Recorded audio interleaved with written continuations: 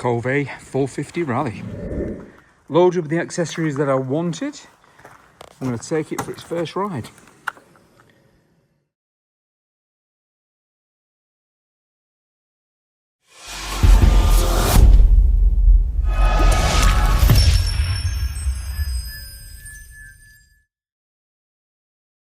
Hi and welcome back to the channel.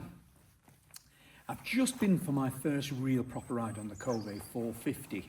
I bought it recently where I traded in my Himalayan 450 and my Vosges 300 Rally for this bike behind me. I didn't have the opportunity to test drive it at the dealers because they're so rare and so scarce, but luckily I had one in with 0 miles on the clock. I did a deal based on reviews that I'd seen on YouTube, etc. And I bought it. So first of all, my first thought was, it's a very, very well built bike. It suits me. I'm 6'2" and 15.5 stone. It fits me ergonomically perfect. Initial thoughts, it's well put together. It looks absolutely awesome. The looks drew me to this bike straight away, but looks aren't everything. What can it do? What does it feel like? What does it ride like? How does it make me feel? But I wanted a bike which I can use for road work and for off-road. So what did I think of this? Well, initially when I got on the bike, it was very, very snatchy at low revs. So where I am here in the southwest of France, I have the fast winding country lanes, which it's perfect on. You wind the throttle back and it just goes and it wants to go, it wants to be revved. It's happiest when it's above 5,000-6,000 RMP. Below that, once it drops under 4, it was chugging. So when I was slowing down to go through the villages, it was real chugging, no matter what gear I went in. Once I was under that 4,000 in 4th gear and 3rd gear, it was chugging, it was snatchy, it was very uncomfortable. And I had to do a lot of clutch work. So I thought, well, it's only got 5 kilometers on the bike. Let's get to 100 and see what happens. So I took it for a good run. So I was 70 kilometers in to the ride. And I was kind of getting to a point where I wasn't enjoying it. I loved it on the open roads, the fast winding country lanes. It's perfect for a tall bike and a light bike. It handles very, very well and it's very, very stable. Corners really well with that 21 front inch wheel, just like the Himalayan did. It pulls in really nicely. It fits me perfect, and if I was doing that type of riding, it would be ideal. However, you've got to go slow. You've got to go through villages. I plan on taking this off-road on technical stuff as well. So I need that low end, but it wasn't giving me that. Unless I was really working the clutch, it wasn't giving me that. So I did see on YouTube somebody disconnected one of the sensors and it cured that. But I thought, well, it's early days yet. I've only got 70 kilometers on the bike.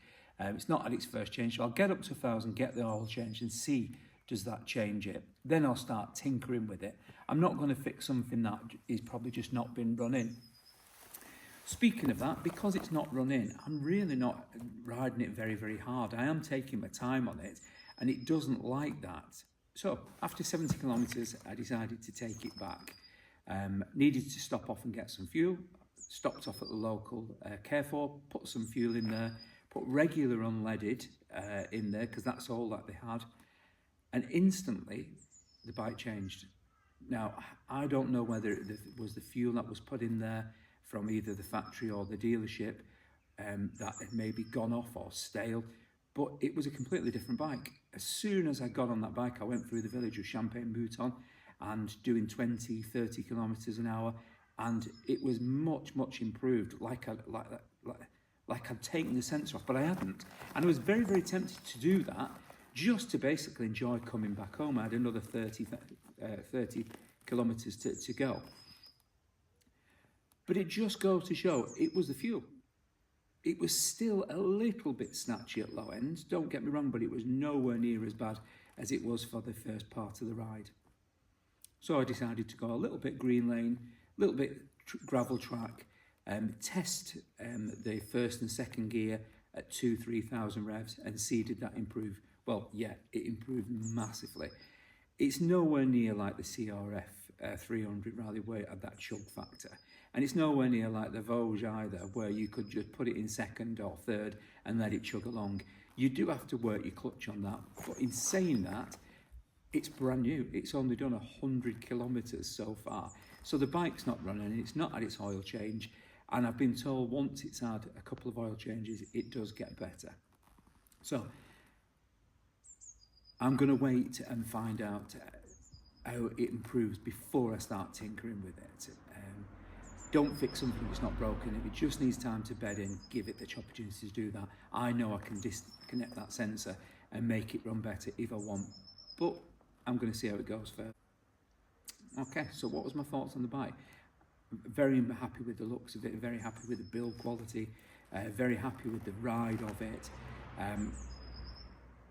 It does want to be ridden, and it does want to be ridden hard, but it will cruise as well. So in 6th gear at 60 miles per hour or 90 kilometers, it's happy, and it'll do 70, 80, 90 miles an hour quite comfortably as well. My main thing was going through the small villages where I wanted it to chug through in 3rd gear, really, really low. It's not a bike for that, but it is much, much better. And with the fueling and the mapping, I'll probably get that right. What are the things I don't like about it? Well, first thing was the fueling, and I'm still not 100% on there. I'm still only 85% happy with that, but I'm sure that will improve. The second thing is neutral's very, very difficult to find. I couldn't find it. I was stopping my bike to get photographs and I wanted to put it into neutral, but I ended up just cutting the bike out because neutral was very difficult to find. There is a skid plate right under where your gear lever is, and sometimes your foot catches on that. I don't mind it. I'm size 11 boots, and I didn't mind it, but you can cut away a little bit. It almost feels like the gear selector is a little bit long and could be a little bit shorter, or cutting a little way the bash plate. I'm going to play around with that, but at this moment in time, it's not really affecting me. Probably more when I do a little bit more off-road. Thanks for sticking around. I really appreciate your time taking to watch this video. If you do like what you see, give us a thumbs up. Any questions, drop in the comments below. If you've got any solutions to this rough running lowdown, or what's your experience with it, please, I'd be interested to know your thoughts on that. And don't forget, please subscribe to the channel. It's completely free and it helps me make content like this. Thank you very much for watching. I will catch you on the next one. Bye for now.